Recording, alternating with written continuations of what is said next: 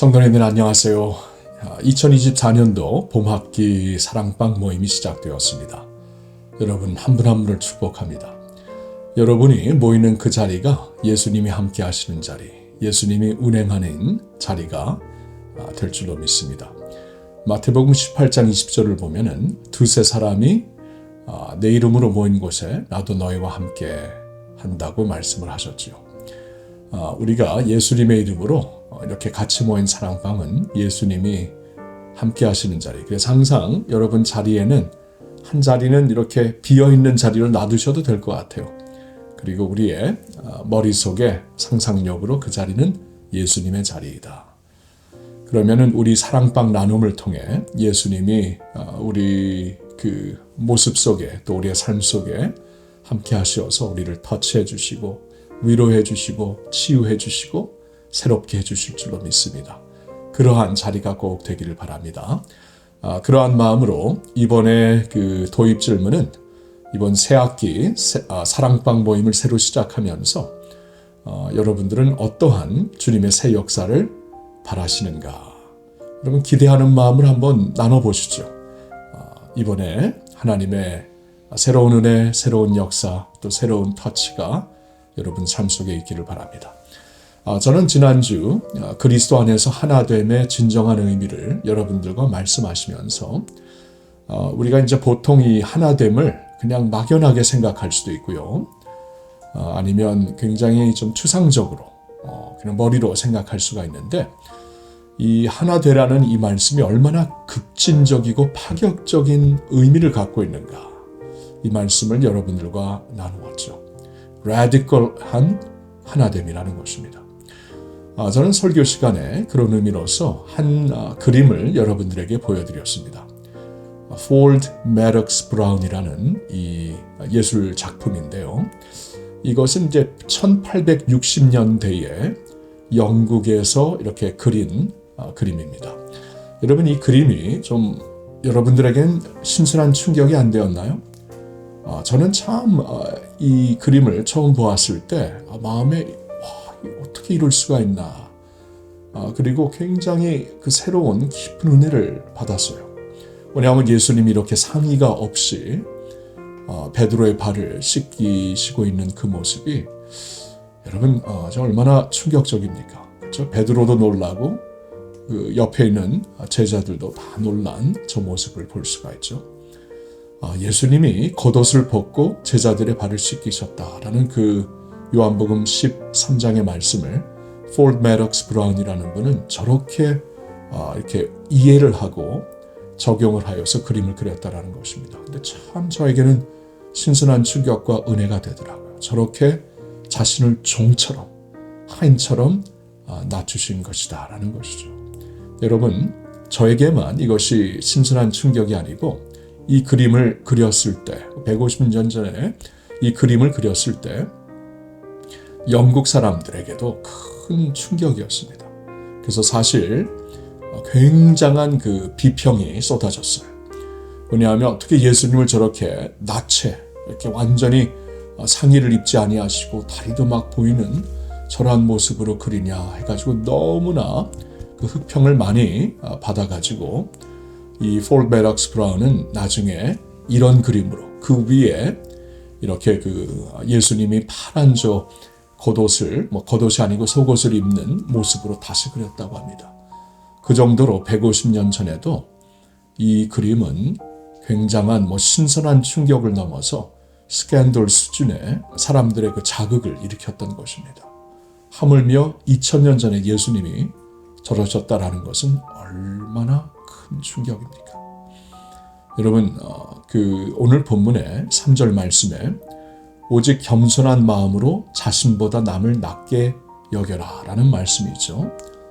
이렇게 서로 하나가 되라는 것인데 이것이 이렇게 파격적인 의미를 갖고 있습니다. 여기서 말씀하시는 겸손이라는 단어는 여러분 그 당시 헬라 문화 가운데 찾아볼 수 없는 단어였어요. 그 정도로 이렇게 좀 스캔들이 있을 수 있는 단어였고 이 겸손이라는 단어가 사용될 때마다 상대방을 향하여 당신은 약하다, 당신은 비천하다, 당신은 비굴하다. 이럴 때 사용되는 단어였어요. 근데 예수님이 이제 이 세상에 오셔서 자신이 그런 모습이 되었다라는 것입니다. 그렇게 사용되지 아니하였던 그 단어가 신약 성경에 예수님을 가리켜 사용이 되면서 예수님은 내가 이렇게 겸손한 자다라고 말씀을 하셨던 것이었죠. 지금 우리가 이 사진을 보아도 너무나 충격적이고 어쩜 이럴 수가 있는가. 여러분, 예수님은 그 정도로 자신을 낮추신 것입니다. 오직 겸손함으로, 이렇게 낮춤으로 각각 자신보다 남을 낮게 여기고, 여러분, 그렇게 하여 하나가 되라는 말씀을 우리에게 주시고 있는 거예요.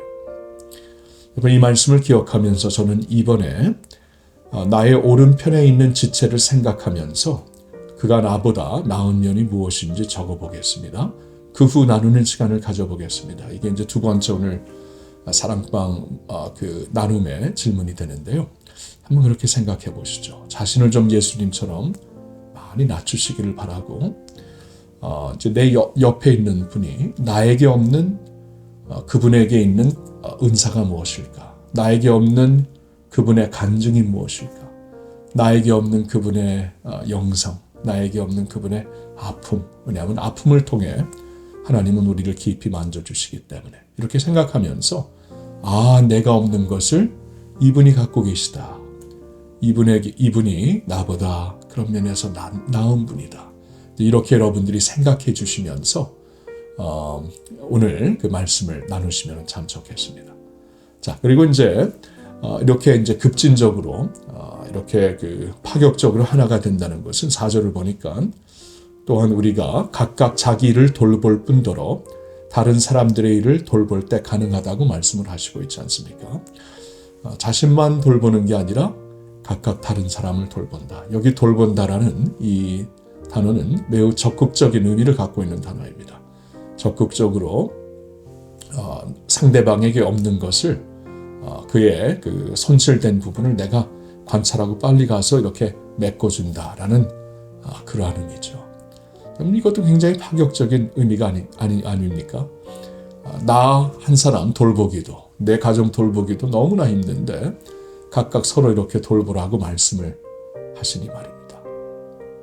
제가 언젠가 이 예화를 든 적이 있는데요. 인도의 사도 바울이라고 불렸던 순다 싱이라는 분이 있는데요.